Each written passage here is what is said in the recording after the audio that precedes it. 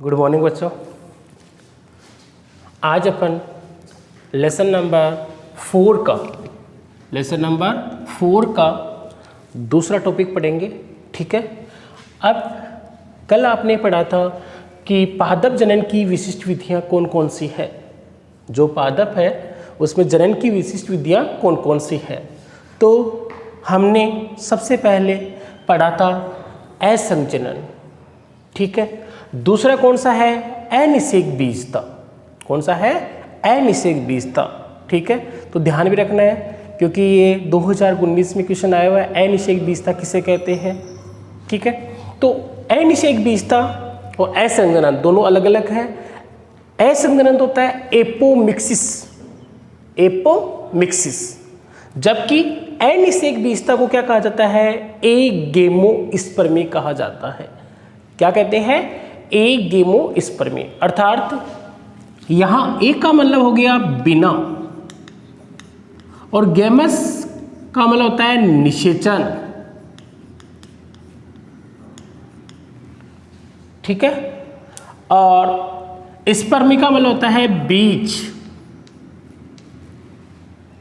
अर्थात बिना निषेचन के या बिना युग्मक सैलेन के किसका निर्माण हो?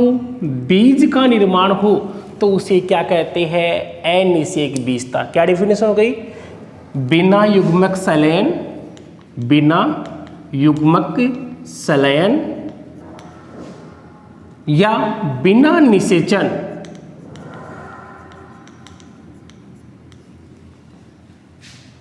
के ही किसका निर्माण हो जाए? बीज का निर्माण हो जाए तो उसे क्या कहते हैं? अनिषेक बीजता कहते हैं। ठीक है। तो बिना निषेचन के ही या बिना युग्मक सैलेन के ही किसका निर्माण हो जाता है? बीज का निर्माण हो जाता है तो उसे अपन क्या कहते हैं? अनिषेक बीजता कहते हैं। दोनों में ध्यान रखना, एपोमिक्सिस और ये क्या होता है? एगेमोस्पर्मी। ठीक है।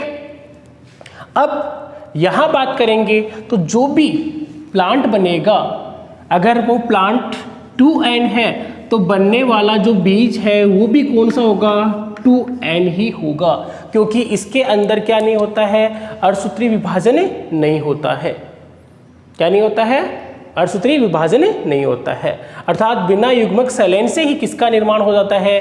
सीधे ही बीज का निर्माण हो जाता है तो क्या कहलाता है? अनिषेक बीजता कहलाता है। ठीक है। ये दूसरा पॉइंट हो गया। तो हमने पादप जनन की कितनी विधियां पढ़ी थी? 4 विधियां पढ़ी थी। उसमें पहली एपोमिक्सिस, दूसरी कौन सी हो गई है? एगेमोस्पर्मी। ठीक है। अब तीसरा है सूक्ष्म प्रवर्धन। अब सूक्ष्म प्रवर्धन क्या होता है उसके बारे में बात करते हैं। सूक्ष्म प्रवर्धन क्या होता है उसके बारे में अपन बात करते हैं। तो सबसे पहले बात करेंगे अपन कि उत्तक संवर्धन, यानी इसको समझने के लिए सबसे पहले अपन बात करते हैं उत्तक संवर्धन क्या है।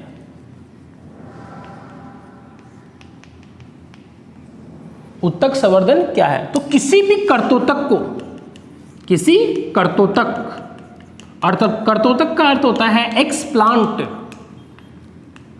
या पादप अंग या पादप उत्तक,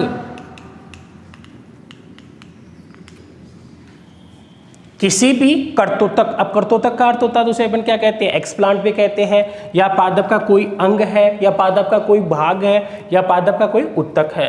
तो किसी कर्तोतक को पोषक माध्यम में संवर्धित करना, पोषक माध्यम में संवर्धित करना क्या कहलाता है? उत्तक संवर्धन कहलाता है। क्या कहलाता है? उत्तक संवर्धन कहलाता है।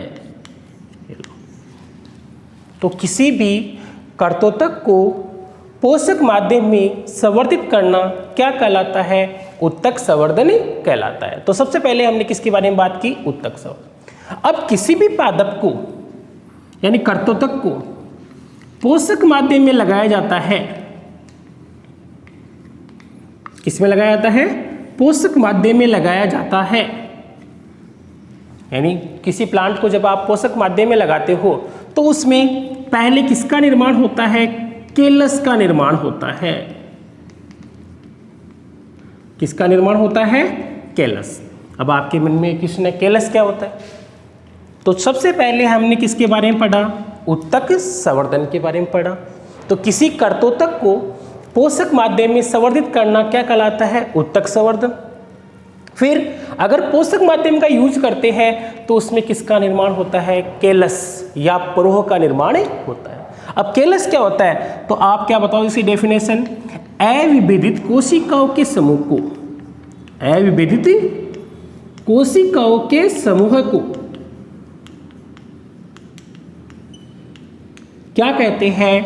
केलस कहते हैं। अविभेदित कोशिकाओं के समूह को क्या कहते हैं? केलस।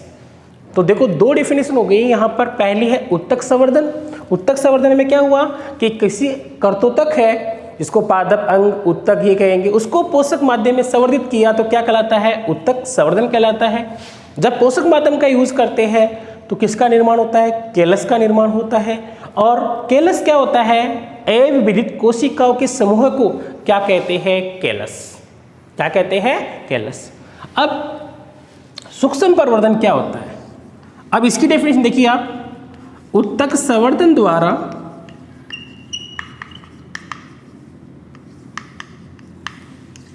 सीमित समय और सीमित स्थान पर अनेक पौधों का निर्माण करना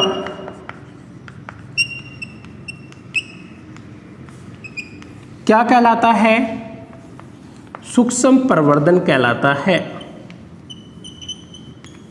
अर्थात कम जगह हो, ठीक है, और कम समय में अनेक प्लांट प्राप्त किए जाते हैं, उस विधि को क्या कहते हैं? सूक्ष्म प्रवर्धन कहते हैं। ठीक है, तो आपके पास दो डेफिनेशन तैयार हो गई है, बिल्कुल आप ध्यान देना। सबसे पहले है अनिषेक बीजता, जिसे क्या कहते हैं? एक गेमोस्पर्मी। बिना निषेचन किसका निर्माण होता है? बीज का। तो बिना युग्मक संलयन, बिना निषेचन या बिना अर्धसूत्री विभाजन के किसका निर्माण होता है? बीज का निर्माण होता है। तो उसे अपन क्या बोलते हैं? अनिषेक बीजता कहते हैं। ठीक है, उसके बाद बात करेंगे अपन सूक्ष्म प्रवर्धन। तो उत्तक संवर्धन पहले पढ़ेंगे अपन। किसी कर्तोतक को पोषक माध्यम में संवर्धित करना उत्तक संवर्धन कहलाता है। और जो पोषक माध्यम तैयार किया जाता है उससे किसका निर्माण होता है? केलस का निर्माण होता है। और केलस किसे कहते हैं? अविभेदित कोशिकाओं का समूह होता है, उसे क्या कहा जाता है? केलस कहा जाता है। फिर सूक्ष्म प्रवर्धन की क्या परिभाषा होगी? कम समय और सीमित स्थान पर अनेक पौधों का निर्माण किया जाता है, उसे क्या कहते हैं? सूक्ष्म प्रवर्धन कहा जाता है। ठीक है, अब अगला टॉपिक है, इसके क्या उद्देश्य है, यानी सूक्ष्म प्रवर्धन का क्या उद्देश्य होता है उसके बारे में बात करेंगे। तो पहला उद्देश्य तो ये हो गया, अगर जगह कम है और समय भी कम है तो उस समय अनेक पादपों का निर्माण किया जा सकता है। तो पहला हो जाएगा उद्देश्य कम समय और सीमित स्थान पर अनेक पौधों का निर्माण करना। ठीक है, और दूसरा है कोई मान लीजिए जाति ऐसे, यानी कुछ विशेष प्रकार के पौधे हैं और उनको अपन को जल्दी प्राप्त करना है, उस समय भी कौन सी टेक्निक का उपयोग किया जाता है? सूक्ष्म प्रवर्धन का उपयोग किया जाता है। ठीक है, तो दो हो गई। पहली हो गई कम समय में अधिक पादपों का निर्माण किया जाता है, दूसरा कोई निश्चित जाति होती है उसका निर्माण किया जाता है, और एक इससे क्या आता है कि जो विलुप्त होने वाली जाति है, पादप जाति है, उनको संवर्धित कर निर्मित या उसका निर्माण किया जाता है, जिससे उनको विलुप्त होने से थोड़ा बचाया जा सके। ठीक है, तो ये इसके उद्देश्य हो गए 3। विलुप्त जातियों को बचाने के लिए भी इसका उपयोग किया जाता है। तो डेफिनेशन हो गई है अनिषेक बीजता, सूक्ष्म प्रवर्धन, और उससे पहले आपने पढ़ी थी जो एपोमिक्सिस या असंजनन। ठीक है, अब अगला तो लास्ट पॉइंट है वो देखते हैं। तो देखिए लास्ट पॉइंट की बात करते हैं अपन। उसके बाद में अपन अगला टॉपिक देखते हैं, वो है बहुभ्रूणता। चौथा ये था, सबसे पहले एपोमिक्सिस हो गया था, दूसरा अनिषेक बीज था, तीसरा हमने पढ़ा सूक्ष्म प्रवर्धन, और चौथा अपन कौन सा पढ़ेंगे, बहुभ्रूणता। ठीक है, तो बहुभ्रूणता क्या होती है? ठीक है, तो सामान्यतः जो बीज है उसमें एक ही भ्रूण पाया जाता है। सामान्यतः जो बीज है उसमें एक ही भ्रूण पाया जाता है। ठीक है, परंतु किसी कारणवश एक बीज में अनेक भ्रूण का होना, एक बीज में अनेक भ्रूण का पाया जाना क्या कहलाता है, बहुभ्रूणता कहलाता है। ठीक है, तो देखो यहां पर आपने क्या देखा कि सामान्यतः एक बीज में एक ही भ्रूण पाया जाता है, परंतु किसी कारणवश एक बीज में अनेक भ्रूण पाए जाते हैं, तो इस क्रिया को या इस प्रकार को अपन क्या कहते हैं, बहुभ्रूणता कहते हैं। ठीक है, और इस बहुभ्रूणता की सबसे पहले खोज किसने की थी, एंटोनी वॉन ल्यूवेनहॉक ने की थी। ठीक है, एंटोनी वॉन ल्यूवेनहॉक ने की थी, और किसमें की थी, संतरे के बीज में। ठीक है, तो आपसे कभी क्वेश्चन पूछा जाए कि बहुभ्रूणता की खोज किसने की थी, एंटोनी वॉन ल्यूवेनहॉक ने की थी। किसमें की थी, संतरे के बीज में। इन्होंने संतरे के बीज में देखा कि अनेक भ्रूण पाए गए थे, तो जिसे इसने क्या नाम दिया, इन्होंने बहुभ्रूणता का नाम दिया था इन्होंने। ठीक है, अब इसके बाद की बात करते हैं अपन कि ये जो भ्रूण बनेंगे, यानी एक बीज में एक भ्रूण हो तो परिपक्व होकर वो आपको पता है आगे मूल परांग, जो परांकुर है, मूलांकुर है, उससे परोह और मूल का निर्माण किया जाता है। परंतु अधिक होंगे तो क्या होता है, तो जो अगर अधिक बीज बनते हैं, अधिक एक बीज में अधिक भ्रूण बनते हैं, तो वो प्रारंभ में विकसित हो जाते हैं, परंतु बाद में क्या हो जाते हैं, नष्ट हो जाते हैं। उनमें पोषण के आधार पर आप देखोगे तो जो अंत तक एक ही भ्रूण क्या रहता है, लगभग क्रियाशील रहता है, परंतु अधिपादप, कुछ अधिपादप होते हैं। उन अधिपादप में ये देखा गया है कि सभी भ्रूण क्या हो जाते हैं, विकसित हो जाते हैं।